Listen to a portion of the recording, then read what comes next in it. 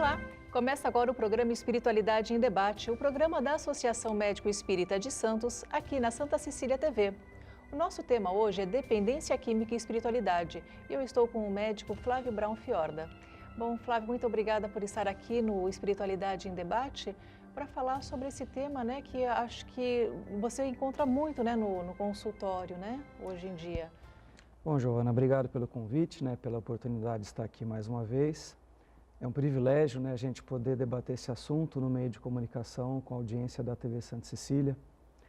E nós falamos sobre a dependência química no nosso mundo, no nosso país, na nossa região, com muita tristeza. Porque, infelizmente, acho que é o maior câncer da nossa sociedade, né? As pessoas têm buscado o refúgio das drogas lícitas ou ilícitas para saírem das suas realidades, das suas frustrações que passam na sua vida pessoal, na sua vida familiar, na sua vida sentimental, enfim, na vida social que todos nós temos, né? Mas quem disse que ia ser fácil viver, não é mesmo? A gente, quando começa na nossa fecundação, já precisamos nos adaptarmos a um lugar apertadinho, que é o útero da nossa mãe, todo acolhedor. Passamos pelo momento do parto, da infância, da adolescência, do começo da vida adulta. Em cada fase, a nossa vida sempre vai ter um desafio, sejam eles de ordem social, de ordem instrutiva, de ordem moral, do nosso caráter, do comportamento, né? E ao longo dessas provas e situações que passamos ao longo dessa corrida de existência que nós estamos aqui, nós realmente, às vezes, lidamos com situações que nos levam à tristeza, à frustração, à mágoa, a uma depressão, a um problema que não é de fácil resolução naquele momento. E a somatória, eventualmente, desses momentos de baixa, entre aspas, que passamos na nossa vida, a pessoa, de repente, ela pode cair num momento depressivo, por exemplo. E, às vezes, para fugir de uma tristeza, de uma situação muito melancólica, ela começa a usar recursos não muito inteligentes para a sua própria saúde, caindo na dependência química. Isso para só citar um dos caminhos que pode gerar a dependência química. Você comentou a questão da dependência química. Na sua prática clínica, você observa a predominância de alguma droga em específico? Ou varia de acordo com a faixa etária? Com relação às drogas lícitas, são remédios que os médicos prescrevem, geralmente da área da psiquiatria, que as pessoas às vezes são viciadas em calmantes, ansiolíticos, barbitúricos e assim por diante, né? E pode gerar um quadro até perigoso, de uma falência de órgãos, uma morte, um infarto, uma parada cardíaca, né? E além das drogas ilícitas, que todo mundo conhece, a maconha, a mais comum delas, né, a cocaína, o crack, o LSD e outras combinações que esse pessoal que usa a inteligência para o mal fazem de outras combinações com outras drogas, gerando novos produtos, porque isso dá muito dinheiro no mundo, infelizmente. Mas o principal realmente é a maconha e a cocaína. Tá. Quando uma pessoa procura um tratamento clínico, né, por vezes precisando até de internação, né, para ter uma melhora, né, ou para conseguir se livrar da dependência química, qual é a taxa de êxito? Infelizmente, a taxa de êxito é muito baixa. Porque inicialmente a pessoa tem contato com droga, como eu já falei no início, por algum problema emocional, ou pela mera curiosidade. A grande maioria é pela mera curiosidade. Então vai numa festa, numa balada à noite, no grupo de jovens, etc. E alguém oferece, alguém usa, e a pessoa começa a fazer desse uso um hábito, desse hábito um abuso, desse abuso uma dependência. Nesses estágios, nessas fases necessariamente, né? Então as pessoas às vezes entram nesse universo pela curiosidade, dessa curiosidade a pessoa vai sentindo um prazer, porque gera um prazer orgânico, né? E fica uma luta, um dualismo, né? Entre as forças biológicas daquele corpo que sentiu prazer usando aquela determinada droga e as forças da sua própria consciência, da sua alma, que sabe que aquilo vai fazer mal para o seu corpo físico, mas sente um prazer, né?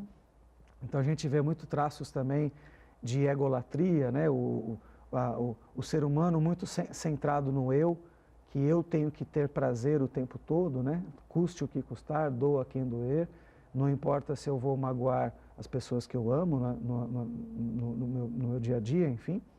Então, desse uso social, aparece o uso mais habitual, onde a pessoa ela se sentiu bem com aquele artifício, literalmente artificial, que gera bioquimicamente reações que geram prazer, reações dopaminérgicas principalmente, e a partir daí esse prazer ela sente sempre a necessidade de querer mais, gerando o começo do processo. Você comentou a questão do uso, abuso e dependência.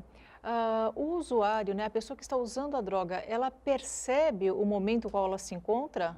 Ou quando percebe já é tarde demais? Não necessariamente, isso varia de pessoa a pessoa, tendo como variável a educação familiar, a inteligência, o nível social às vezes interfere para mais ou para menos, porque realmente isso está em todas as classes sociais. E variando de pessoa a pessoa ela finge que não percebe, porque ela tem ganhos secundários. Por exemplo? Por exemplo, ela fica ao centro das atenções na festinha, ela passa a paquerar mais facilmente no seu grupo social, perde a timidez, ela fica mais atenta, mais esperta em alguns casos. Essa seria a fase do uso. Do uso pela curiosidade, tá, né? O uso esporádico, em festas e assim por diante. Então ela sente um ganho. Opa, eu consegui ficar mais esperto. Opa, eu fiquei menos tímido. Pera lá, isso aqui me deu mais sensação de calma, ou de bem-estar, ou de prazer. Por reações químicas que acontecem no nosso cérebro, no sistema nervoso.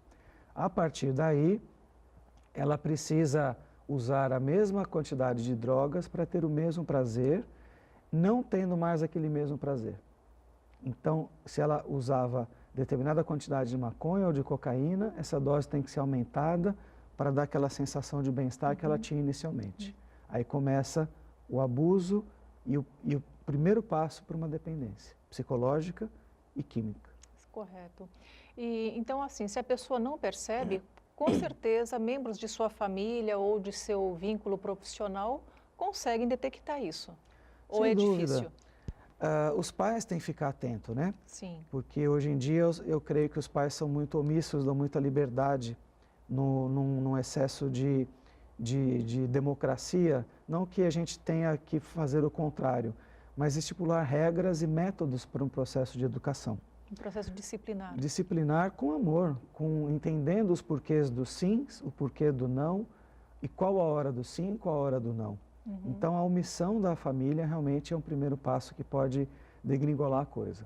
Mas mesmo os pais competentes, né, atenciosos e que realmente dão um apoio psicológico de uma família bem estruturada, eventualmente passam por uma situação dessa. Então, os primeiros sinais ou sintomas de alteração de comportamento, de agressividade, aquele rapazinho, aquela moça que fazia as coisas direitinho, passa a não fazer mais, muito comum na nossa adolescência. Qual de nós não teve uma fase de instabilidade emocional na adolescência? Todos nós passamos por isso, mas não necessariamente todos nós precisamos de usar recursos de uma dependência química para eu sobressair aos outros e eu sobreviver ao mundo que nós vivemos, né?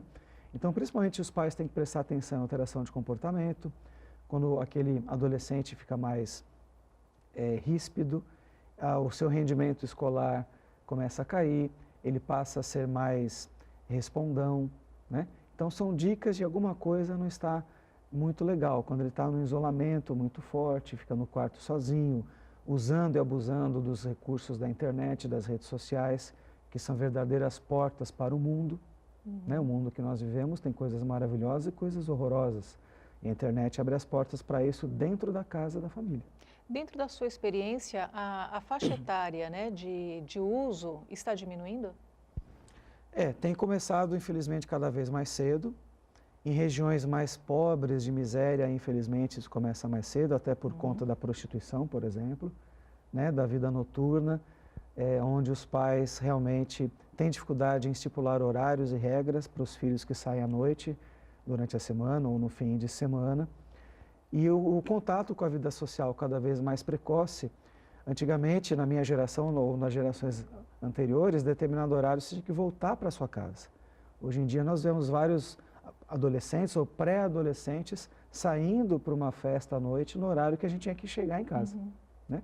Então você vê uma mudança de comportamento do processo educativo, muitas vezes com valores que a gente considera poucos valorosos, né? Que você mencionou, deem regras, né? Sim, você mencionou a questão da classe social, mas a classe média e as classes mais altas também não teriam mais acesso aos medicamentos ou algum outro tipo de droga ilícita? Talvez até com mais facilidade? Teoricamente sim, mas hoje, por qualquer pouca quantidade de dinheiro, a pessoa adquire, né? Nesse tráfico que a gente vê na nossa sociedade, em todos os bairros, em todas as classes, né? Então a gente vê que é uma situação que atinge realmente algumas classes sociais por outras portas. Tá. Né? Nas classes mais baixas, às vezes por estar num meio onde o tráfico de drogas realmente seja mais intenso, a pessoa passa a trabalhar nesse meio e começar a usar. Né? Ou moças que começam a se prostituir e começam também no álcool, né, que é uma das principais portas para outras drogas mais pesadas. Né? Bom, no início do nosso bloco, você mencionou que, infelizmente, a taxa de recuperação é baixa. Sim. Mas ela é possível? Ela é possível. Uma recuperação plena, infelizmente, 2%. Então, para a gente ter uma ideia, realmente é muito triste. Né? Mas existem vários processos de tratamento para redução de danos, para que ele possa se socializar, que ele possa ter uma atividade terapêutica ocupacional, uma revisão de valores, né? Nessas clínicas de internação, que muitas, infelizmente, não são idôneas, né? Que a gente tem que prestar atenção onde podemos encaminhar esses tipos de pacientes, né? Além dos serviços públicos, os CAPs, os NAPs, ambulatório de psicologia para a dependência química. Né? Certo. Você falou uma questão muito interessante, que é a redução de danos, né? E também na questão do serviço público. Mas como esse assunto é um pouquinho mais extenso, nós vamos deixar para o nosso próximo bloco. Voltamos já já.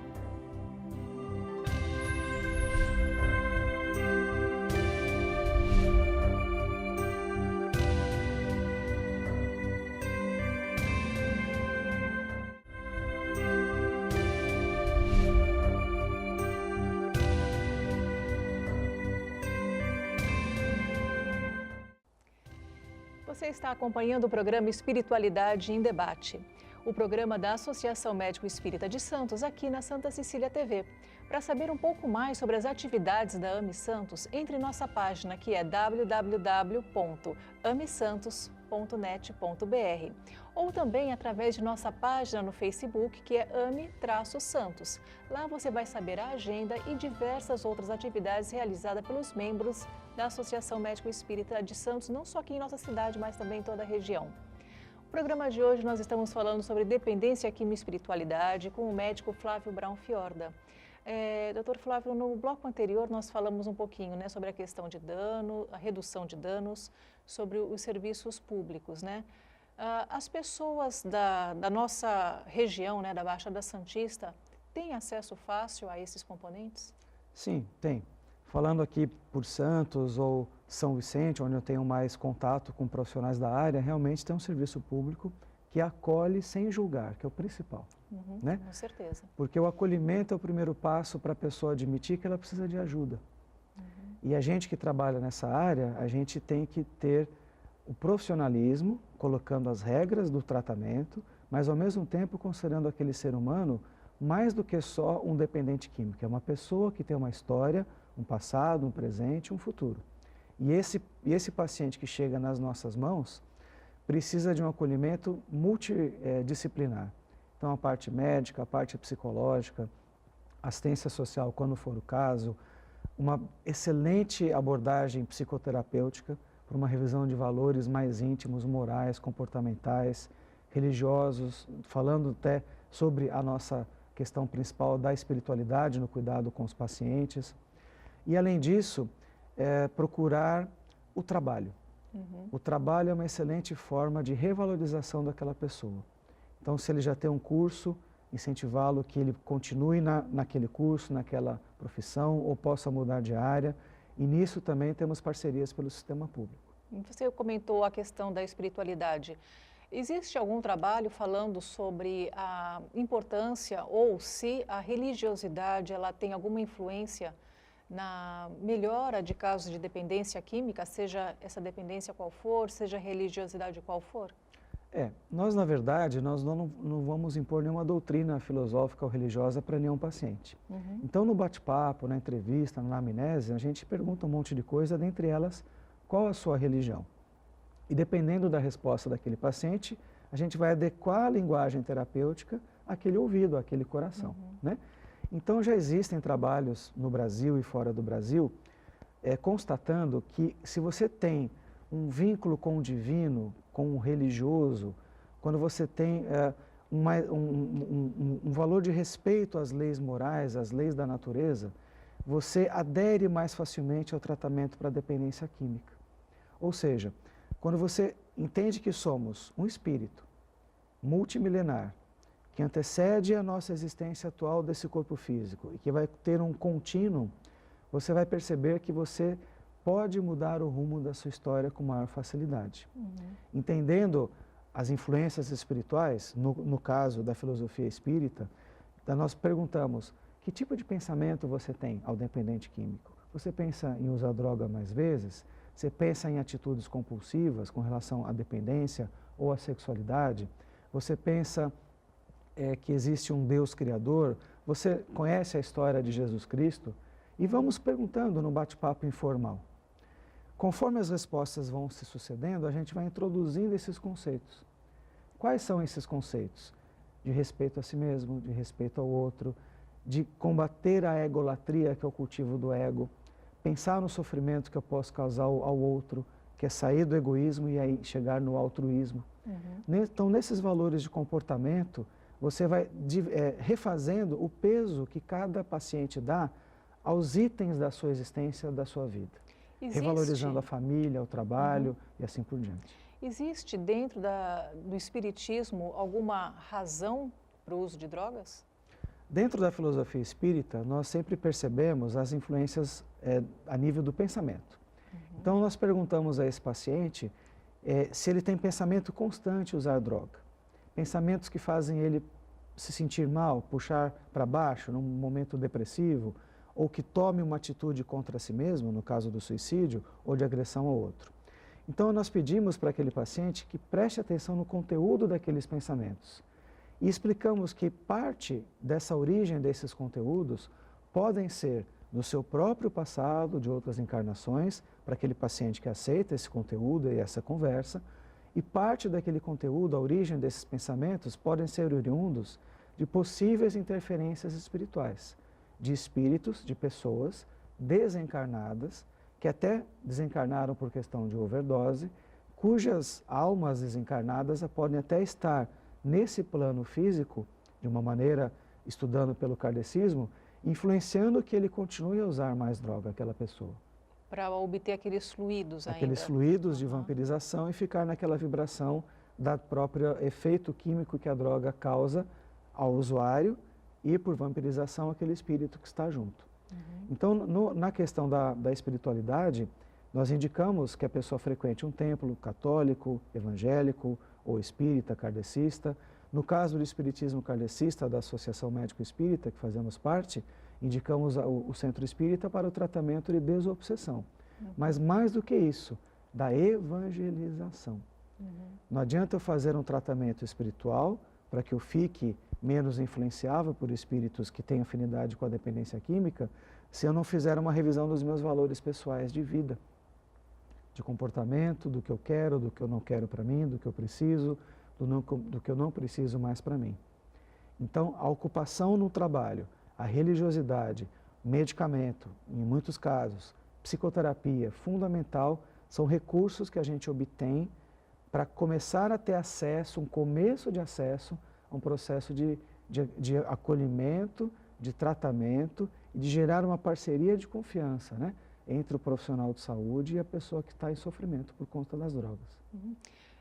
Falando um pouquinho, né, da pessoa, né, que usa drogas, ela afeta também os seus familiares, que acabam sofrendo, sem dúvida, provavelmente muito mais do que ela. Seriam os pais, o cônjuge. Sem dúvida. Enfim, existe também alguma forma de tratar, de acolher essas pessoas que orbitam ao redor de alguém Sem que dúvida, está dependente? são os chamados codependentes, né?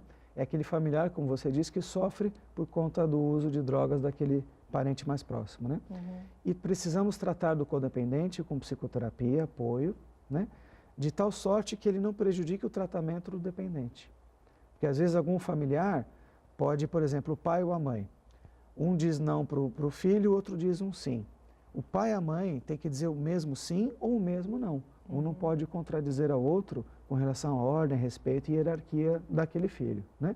Então, o codependente, você vai orientá-lo no sentido dele ter força para dizer o não para aquele filho na hora que ele precisa. E não vai comprar a droga e oferecer ao filho, o pai ou a mãe.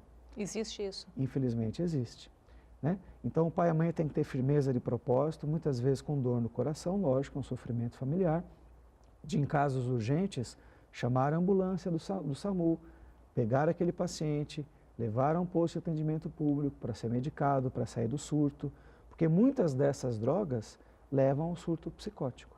Tem pacientes que fumam, dão uma tragada no cigarro de maconha e entram em surto psicótico. Outros pacientes usam por longa data e nunca tiveram surto. Mas é uma droga esquizofrenizante, porque ela faz dano no sistema nervoso, nos nossos neurônios. Então, cada pessoa tem uma reação diferente, não é um padrão não geral. Não temos um padrão, né? E tem pacientes que relatam sentir mais calmos, outros mais agitados, mas em ambos os casos, com o uso, passando por abuso e no quadro da dependência, que a gente fala que é a fase do mico, do leão e do porco, né? O mico quando você fica mais engraçado, menos tímido, o leão quando você fica mais agressivo e o porco quando você deixa de se cuidar e perde o emprego, perde o trabalho, perde a família, perde um monte de coisa. Nessas fases, sistematicamente a gente vê isso, né? Então, quando a gente percebe que já está na fase do porco, é quando começa a atingir o fundo do poço, é mais fácil a gente intervir. Infelizmente, no começo, o paciente escorrega como se fosse um sabonete e cria danos pessoais e à sua família também, né? Há casos onde as pessoas precisam ficar internadas, Sim. Né? Quando que é a hora da internação?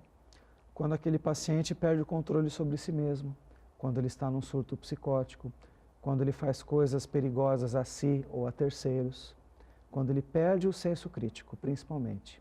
E a gente vê pessoas que viram moradores de rua, com um nível socioeconômico abaixo da linha da pobreza, né? Temos aqui na nossa região pequenas cracolândias, infelizmente, como ouvimos falar lá em São Paulo, infelizmente isso aqui também existe.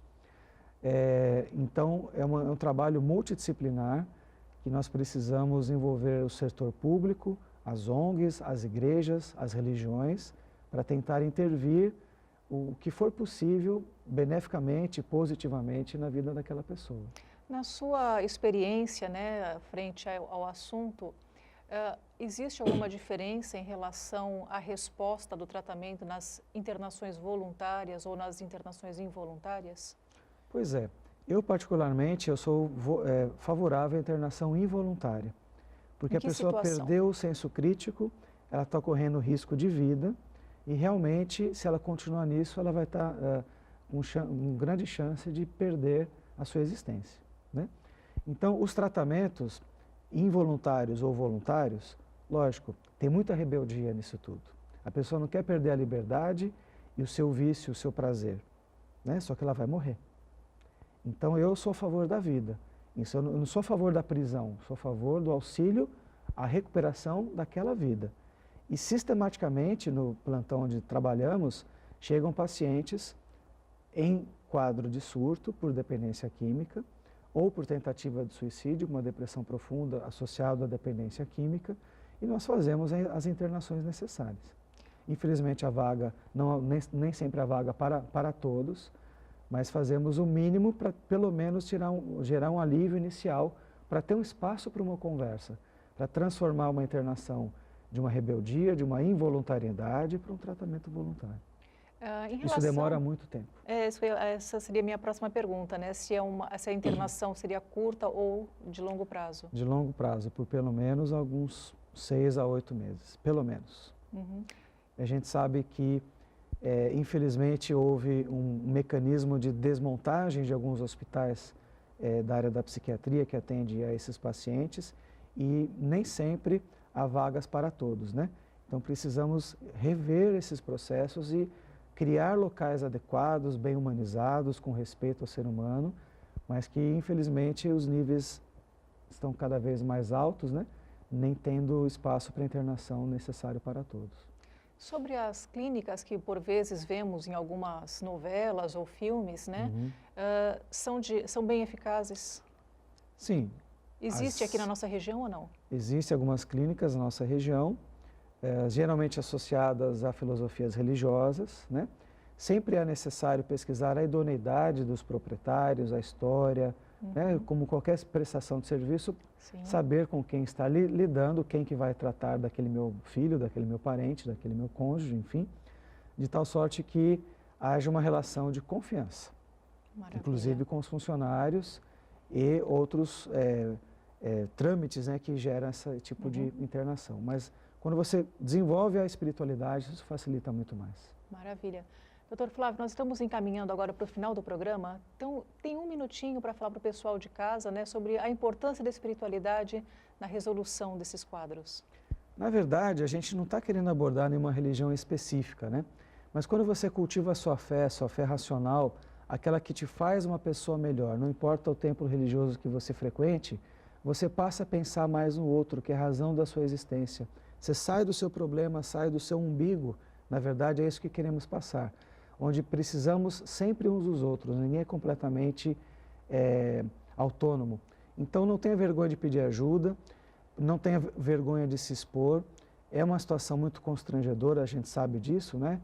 Mas na sociedade hoje em dia, infelizmente, é o que mais a gente tem visto, é a questão da dependência química. Então peça ajuda, não tenha vergonha. Bom, doutor Flávio, muito obrigada por estar aqui no Espiritualidade em Debate para falar sobre esse tema que realmente é muito importante para inúmeras famílias hoje. O nosso programa chegou ao final, mas você que está em casa já sabe. Programa Espiritualidade em Debate, inédito, toda quarta-feira, às 18 horas. Espero você semana que vem. Até lá!